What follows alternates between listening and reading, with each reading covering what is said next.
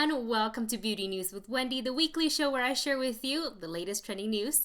This is episode 10. Let's get started. Recently, Sephora held their Epic Rewards Day, which quickly turned into a disaster when consumers barely had enough time to hit the checkout button to claim their gifts.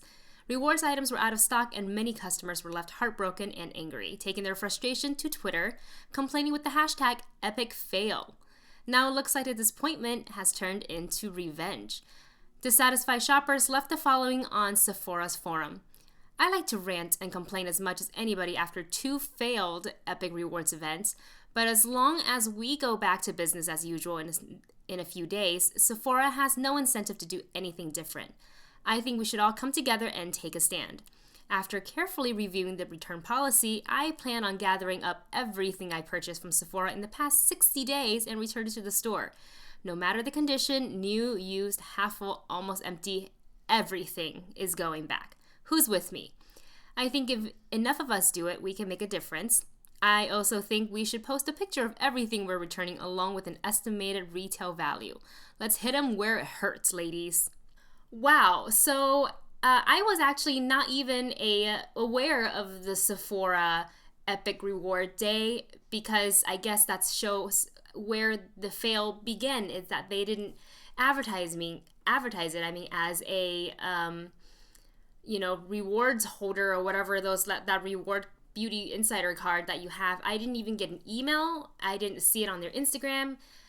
I may have missed it on Twitter because I follow a lot of people on Twitter, so no fault there if it's my fault, but they didn't. I don't feel like they tried to convey this idea or the event to their consumers at all. And then based on just a couple reports that I read, they didn't even give consumers like a time, like this is the time or the day that the reward is going to happen. We think it's going to be next week. So you think like people, they build up 10,000 points, 5,000 points, 10,000 points to try to get these really cool rewards. I read somewhere that it's even like you can win a trip to Paris to visit Lancôme there. I mean, that's amazing. And in order to get points, you have to spend money. So you're thinking if you get 10,000 points, that's a lot of money you spend on, beauty products coming from Sephora. So of course you'd be pissed if you like, okay, my God, I save up all these points. I'm going to use it for, this item or this amazing, trip to go to Paris. And then you click on it. And by the time it rebuffers or refreshes, takes you to the next page, it's like, oh, sorry, we're out of stock. Like, are you kidding me? So I used my points for nothing, and now what? So I think it's really unfortunate that Sephora didn't handle their Epic Reward Day well, and now it's kind of like a joke, hashtag epic fail.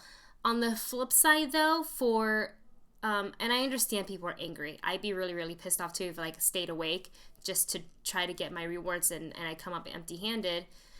I'd be pissed, but to return, because you're angry, to return everything you bought in the last 60 days doesn't hurt the store. It doesn't hurt Sephora. It hurts the beauty brands. So the brands that you love, Benefit, Urban Decay, Too Faced, whatever. It hurts the brand. It doesn't hurt Sephora. So just like to have let you know that and think twice before you want to return everything. Of course, I'm going to play a little devil's advocate here. I think it can also not scare, but show Sephora that, hey, your consumers are talking to you. They are mad. Why don't we work on a better system for the next time? Let me know what you think if you stayed up and tried to get your hands on some of the Epic Rewards and were not able to. Let me know in the comments below because I personally didn't have any experience with it. So let me know. MAC Cosmetic is about to get vampy for the fall. Their latest collection, Vamplify, will feature 17 lip glosses and 12 long-wear lip pencils. The High Shine lip gloss comes in a sleek tube with shades ranging from pink to plum to burgundy. Priced at $20, the Amplify collection will be available online on August 26th and in MAC stores September 3rd. Hey, I think the collection is pretty cool. I like MAC because usually they push the envelope with like the very couture. The Vamplify, I think it resonates with the brand. And I really like the sleek packaging of the lip glosses. They're going to be high shine, very pigmented. I saw some of the swatches. I think it's going to be great. The one I would go and get was probably like the plum purple one. Now I'm into purple. I don't know. Well, as you can tell, I have purple hair. But I think for the fall, this is a great collection. $20, maybe a little steep for a lip gloss, but we're also talking about a MAC lip gloss, not just like a drugstore one. So you know that the wear time is going to be good. You know it's going to be a high quality item that you're getting. I'm totally down for it. I might go and take a look online when it comes out on the 26th and see, maybe I will purchase a couple. Okay guys, this next segment is called Shop or Drop. I picked out a couple of products or topics to talk about and let you know whether I shop it or drop it. NYX has expanded beyond the makeup display you see at drugstores. Soon, California residents will have access to standalone NYX stores. 2 stores are scheduled to open this fall, one at the Westfield Santa Anita Mall in Arcadia, California, and the other one at the Del Amo Fashion Square in Torrance, California. The Arcadia store will open on October 2nd, and the Torrance store will follow on October 9th. Shop, shop, shop. I totally put up... I actually live minutes away from the Santa Anita Westfield, so I don't know how we got so lucky that they decided to put a giant store, hopefully it's going to be giant, store at the mall in Santa Anita. Like, I figure maybe they would put it somewhere like the Century City Mall, where the Century City AMC is, because I just feel like it would have fit there. But you know what? I am not complaining. I will be there on October 2nd to see the store. Maybe I'll vlog it for you guys. Stay tuned for that. But I'm really excited. I love NYX stuff, but sometimes when you're at the displays, it's hard to get certain items that you want, so you have to hit like, okay, well, let me go look at Target. Now let me look at CVS. And oh, this one doesn't have it. This one. So I think these stores are really, really great. And I think also on the East Coast, they get to have the e.l.f. stores. On the West Coast, we get to have NYX. So I think it's a pretty even trade. I'm super excited about it. I love NYX products, so definitely shop. And yes, I literally will be shopping in the store. We know that BB cream has been a trend for a while. You can find BB cream for your face, your hair, and now your eyelids. Benefit will be launching Air Patrol BB Cream Eyelid Primer this fall.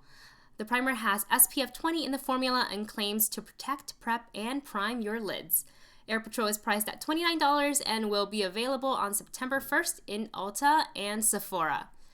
I will shop this one. I saw it on their Instagram when they sneak peeked it, and then I read up more on it. Musing of Amuse, the blog, one of the blogs that I follow, I believe was sent a press sample, and she swatched it. And I quite like the idea. So it's in a pen form, and you click up, and the tip is like a squishy, think like lip gloss. Not the doe foot. So it's just usually like you click up, and then the product comes out.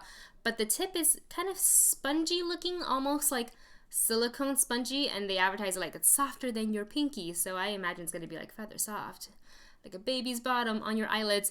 And the primer, I like that it has SPF. I mean, hopefully it doesn't sting anybody's eyes when it gets in, because you're putting it so close. You know how you get sunscreen in your eyes and it stings a little bit? I just hope it doesn't have that effect. But also, it's not like a nude color. It's actually a pale yellow, which if you've used yellow or color correction concealer before, yellow corrects and brightens. So I am pretty excited about that. Like, maybe you can just wear that stand alone as a primer and a brightener. And then what I also like is that the formula, when I saw the swatch on the blog, it doesn't seem to be as creamy or thick as the Urban Decay Primer Potion, which is what I primarily use. It's a little bit more liquidy, and I feel like it'll make it set a little bit faster.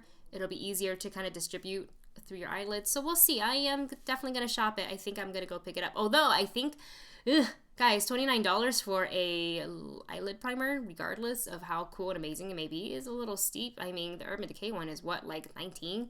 It's like almost $10 more. So we will see. You know, I'll probably wait for the reviews to come out, and then I'll go get it. But I am right now, as of right now, at the time of this video, I am going to shop the idea. Would you buy high-end makeup at a discount price if it's been used, sanitized, and repackaged? A website called Glambot will purchase your used makeup, sanitize, and repackage it for sale at a discount price. Glambot will only accept makeup brands listed on their website. ew, drop. I don't care how many times you sanitize it, or with the process of whatever, like they have like a 5-step procedure that they use to authenticate the makeup and like sanitize it. But it's still used, and you can't vouch for how the person used it. Like, do they take the foundation bottle? Like, if it's in a pump bottle, okay, it's a little bit more sanitary. But if it's in like a pour out bottle, like, do they they put their finger on top and they flip the bottle over like I do, or do they pour it out onto the back of their hand or a palette? Like, you don't know how that person. There's no way you can verify how that person used their makeup before, whether they're like finger painters and they stuck their hand in the eyeshadow and used it. You don't know that. And I'm thinking like for makeup artists, when they sanitize, let's just take eyeshadow for an instance. They scrape off with a spatula like the top layer, take that out, and then they spray alcohol on it and let that dry, and that like sanitizes. Sometimes they do it more than once. The lipstick with the bullet, it's a little bit easier. You just kind of, take the spatula and you just cut off the part where you used, But I just don't feel like my face is safe from using pre-owned makeup. It's one thing if somebody bought it and never opened it and it's brand new, like a hand-me-down that's never been used. Okay, that's fine. Nobody touched it. But like half full, and then plus you don't know when that makeup expired. Not all makeup have an expiration date labeled on, their packaging. So this is, regardless of how great their claim is, regardless of who they buy it from, apparently they only buy it from licensed makeup artists, regardless of all that, it's a total drop for me. Let me know if you've used Glambot, what you think of the idea. Put it in the comments below. Alright guys, that's it for this episode. Thank you so much for tuning in. As always, if you want to follow me on social media, you can find me on Instagram or Twitter at Wendy Lee Zaney. And don't forget to hit the like and subscribe button. I'll see you next week.